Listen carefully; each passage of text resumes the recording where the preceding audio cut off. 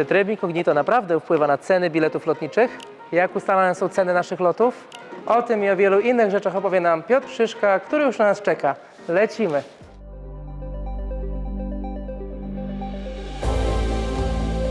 Cześć Piotrek. Cześć Adam. Dziękuję, że znalazłeś czas, żeby się z nami spotkać. To może na sam początek powiedz, czym się zajmujesz na co dzień? Na co dzień pracuję w Biurze Zarządzania Przychodem.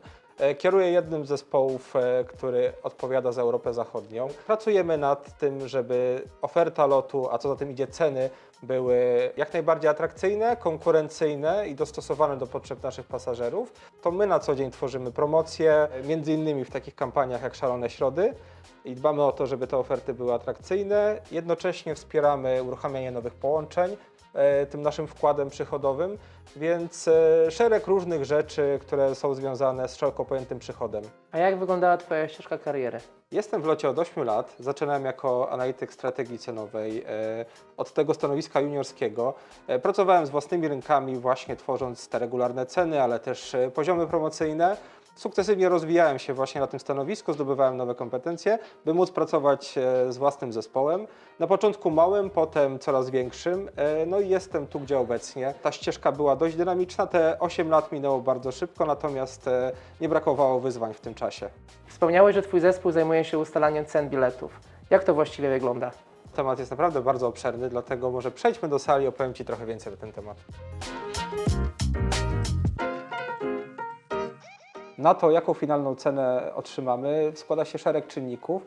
Między innymi to, czy zależy nam na konkretnej godzinie wylotu, dlatego że poranne godziny wylotu w poniedziałek to z reguły te, które w pierwszej kolejności wybiera ruch biznesowy i nasi pasażerowie podróżujący służbowo, ale już wieczorem w poniedziałek możemy trafić dużo niższą cenę, dużo bardziej atrakcyjną. Oczywiście to, czy zależy nam na konkretnych datach wylotu, czy też mamy tutaj pewną elastyczność. Zachęcam do tego, żeby podejść trochę z większą elastycznością do daty wylotu i trochę z większym wyprzedzeniem planować, ponieważ to z pewnością ułatwi nam znalezienie tej najbardziej atrakcyjnej ceny. Może podając taki przykład, jeśli mówimy o połączeniach na przykład w ramach Europy, czyli jak my to mówimy short haula, to, że planujemy swoją podróż z takim wyprzedzeniem pomiędzy 3 miesiące a miesiąc do odlotu, zdecydowanie zwiększa naszą szansę, żeby znaleźć tą najniższą cenę. Ale tutaj chciałbym od razu zaznaczyć, że są pewne wyjątki, między innymi wszelkie święta, wakacje, ponieważ tutaj nawet rok w przód faktycznie ta cena już jest wyższa, ponieważ zależy nam na tym, żeby nasi pasażerowie mieli dostępne miejsca w trakcie całego roku do tej konkretnej daty, na którym ich zależy. Czy niektóre kierunki są tańsze w tygodniu, a inne w weekendy? Czy jest jakaś taka zależność w tym przypadku? Jak najbardziej. Myślę, że możemy tutaj przejść na jakieś konkretne przykłady z naszej siatki połączeń. Destynacje hiszpańskie, Madryt, Barcelona. Tutaj zdecydowanie większym zainteresowaniem cieszą się weekendy, chociażby na wspomniane wcześniej city breaki, a na drugim biegunie mamy połączenia typu Bruksela czy Frankfurt. Liczba pasażerów, która podróżuje biznesowo, jest bez porównania większa i faktycznie z innymi cenami spotkamy się podróżując tam w tygodniu roboczym, a z kolei weekendy są tym okresem, kiedy możemy trafić tą najbardziej atrakcyjną cenę. A czy data zakupu ma wpływ na finalną cenę? Myślę, że warto to połączyć z popytem.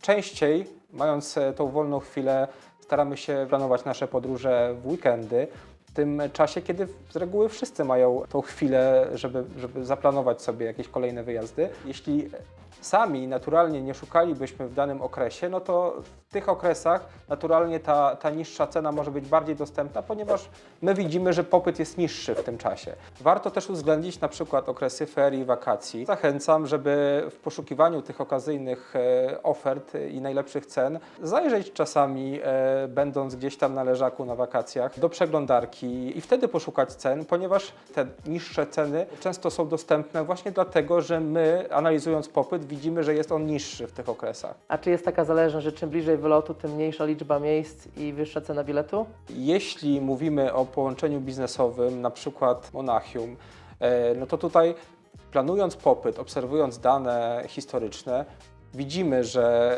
na tym krótkim wyprzedzeniu spodziewamy się jeszcze istotnej liczby pasażerów, dlatego że podróżują służbowo najczęściej. I jest taka zależność, że pasażerowie podróżujący biznesowo planują swoje podróże zdecydowanie bliżej do odlotu z tym mniejszym wyprzedzeniem niż pasażerowie podróżujący wypoczynkowo. Po drugiej stronie z kolei mamy Lizbonę, która będzie już wcześniej wypełniała się, jeśli chodzi o ilość dostępnych miejsc i ta cena też się będzie trochę inaczej kształtowała im bliżej do odlotu. Dlatego myślę, że warto sobie zadać pytanie, czy podróżujemy na kierunku, który jest trochę bardziej biznesowy, czy jednak jest to typowo wypoczynkowy kierunek. A czy tak samo jest w przypadku rejsów dalekodystansowych? Tu sytuacja wygląda trochę inaczej. Takie właściwe okno bookingowe dla tych rejsów dalekodystansowych już startuje nam na około 9 miesięcy przed odlotem. Różni się to w zależności od połączenia, ponieważ Nowy Jork czy Los Angeles może wyglądać trochę inaczej, patrząc na dane historyczne. Natomiast fakty są takie, że na połączeniach dalekodystansowych to krótkie wyprzedzenie to z reguły już pojedyncze miejsca, które realnie udostępniamy do sprzedaży. A czy prawdą jest, że korzystając z zakładki Incognito możemy znaleźć bilet w niższej cenie? I to jest jeden z tych mitów, z którym chciałbym się zmierzyć. Mogę z pełnym przekonaniem powiedzieć, że używanie trybu Incognito nie wpływa na zmianę ceny, ponieważ wpływa na to szereg innych czynników, jak przede wszystkim popyt, czas, w którym planujemy podróż, konkurencja. Natomiast sam fakt tego, czy wyszukujemy w trybie Incognito, czy też w normalnym, otwartym trybie przeglądarki, nie ma to realnego wpływu na cenę. To nie tryb Incognito wpływa na cenę, ale to, co wprowadzamy do wyszukiwarki, na przykład data, długość pobytu, liczba osób na rezerwacji lub to, czy szukamy taryfy z dużym bagażem, czy też wystarczy walizka podręczna. Ceny są finalnie ustalane przez człowieka, które widzę na stronie lot.com, czy właśnie przez jakiś system? No i tutaj muszę odczarować trochę. Nie używamy żadnego bota do tworzenia cen. Strategia cenowa powstaje od początku do końca ze sprawą, myślę, że dość złożonych analiz, z jaką konkurencją mamy do czynienia na danym połączeniu, czy jest to point-to-point, czy tranzyt, czyli połączenie bezpośrednie, czy test przesiadką. Tak naprawdę na połączeniu Frankfurt-Wilno możemy mieć dostępne kilkadziesiąt, kilkaset cen, oczywiście zależy od połączenia i te ceny powstają od początku do końca w zespole planowania strategii cenowej po to, żeby udostępnić je innemu analitykowi z naszego zespołu, który planuje popyt i decyduje, w którym momencie dana cena jest dostępna. Wspomniałeś o tranzytach i nasuwa mi się pytanie, dlaczego taniej jest latać z przesiadką niż bezpośrednio? Faktycznie jest tak, że często tworząc strategię cenową na połączeniach tranzytowych, mamy do czynienia z bardziej rozbudowaną konkurencją, która również oferuje przesiadki w swoich hubach. Jednocześnie bardzo często są dostępne połączenia bezpośrednio. I teraz chcąc sprawić, że nasze połączenie z przesiadką w Warszawie jest atrakcyjne cenowo, musimy zadbać o to, żeby ta cena faktycznie sprawiła, że finalnie pasażer wybierze LOT, a nie innego przewoźnika, czy to tranzytem, czy bezpośrednio. LOT na swoich połączeniach bezpośrednich również konkuruje z połączeniami tranzytowymi, co w analogiczny sposób wpływa na naszą politykę cenową na tych połączeniach. Jeszcze nic nie wspomniałeś o taryfach, ale z tego co widzę zbliża się godzina 13. Ktoś ma tutaj spotkanie, więc kontynuujmy naszą rozmowę może na lotnisku. Widzę, że panuje duży ruch, bo jesteśmy tutaj w pikowym momencie. To może skorzystamy z sali konferencyjnej. Wracając do tematu, jakie taryfy mamy w ofercie PL LOT? Na rejsach domestikowych oraz krótkodystansowych mamy możliwość już od tej najtańszej taryfy zabrać ze sobą bagaż podręczny oraz przedmiot osobisty.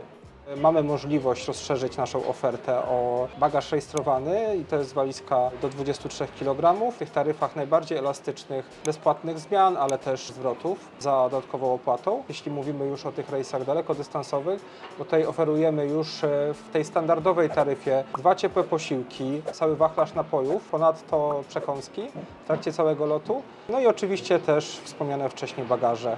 A jak to wygląda w przypadku usług dodatkowych? Oferujemy cały wachlarz takich usług dodatkowych, między innymi są to posiłki przedpłacone, ale również możliwość zabrania zwierzęcia, czyli psa, kota. Ponadto oferujemy naszym pasażerom możliwość stopoveru w Warszawie, co dodatkowo urozmaica podróż i pokazuje walory, atuty Warszawy. A teraz najważniejsze pytanie, w sumie najciekawsze dla naszych odbiorców. Jakie mamy promocje w locie? Na sam początek nasze szalone środy. Co tydzień w środę możemy spotkać specjalne oferty. Ponadto oferujemy specjalne promocje dedykowane szczególnym okazjom. Promocje na walentynki, na tłusty czwartek czy na Dzień Dziecka. Myślę, że warto też wspomnieć o takich dużych kampaniach promocyjnych. Zaczynając od samego początku roku mamy dużą promocję styczniową obejmującą całą siatkę połączeń lotu. Zaraz po wakacjach we wrześniu promocja jesienna. No i niedługo później promocja na Black Week. A która z tych promocji jest najbardziej popularna? Tu przede wszystkim promocja styczniowa, dlatego że wracając po przerwach świątecznych zaczynamy planować postanowienia noworoczne, przy okazji wyjazdy na nadchodzący rok i promocja styczniowa obfituje w specjalne okazje, które obejmują swoim zasięgiem okresy podróży skupione na wakacjach, wszelkich weekendach majowych itd.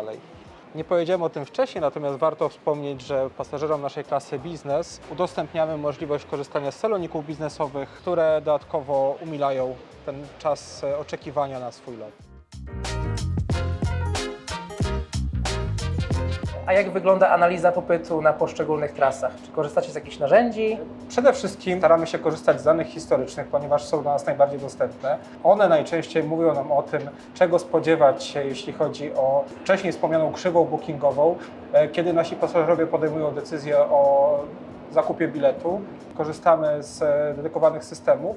Oczywiście nie będę wymieniał ich nazw, ponieważ pewnie bym zanudził naszych słuchaczy. Natomiast faktycznie jedna rzecz to systemy, druga nasze rozbudowane raporty. Trzecia rzecz ekspercka wiedza naszych analityków, którzy na bazie tych wszystkich elementów podejmują decyzje właśnie po to, żeby jak najtrafniej zaplanować popyt i finalnie osiągnąć ten optymalny przychód na naszych połączeniach.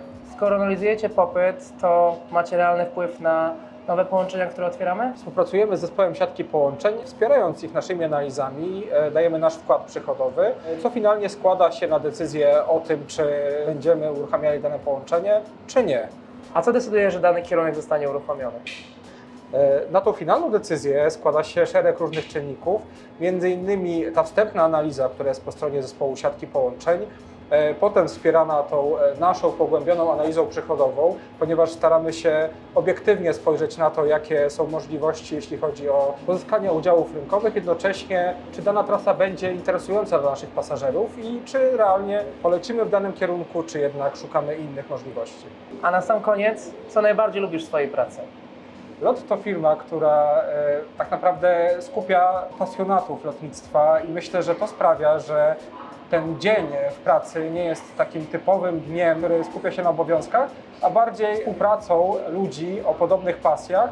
No i tak też było ze mną. Może przychodząc nie przynosiłem pasji w tym kształcie, w którym jest obecnie, natomiast z każdym kolejnym rokiem przepracowanym w locie zarażałem się tym lotnictwem i nakręcało mnie to. I to jest też bardzo ciekawe, że nie trzeba być pilotem samolotu, żeby rozwijać tą swoją pasję lotniczą. Można interesować się analizami i tutaj rozwijać się w tym takim aspekcie analitycznym, jednocześnie realnie wpływając na tą swoją pasję lotniczą, no i na rozwój lotu. Super. Dziękuję Ci za taką dużą Dzięki. dawkę wiedzy. No i życzę Ci wszystkiego co najlepsze i wielu lat w locie. Jeżeli podobał Ci się ten odcinek, koniecznie subskrybuj nasz kanał, skomentuj i zostaw lajka.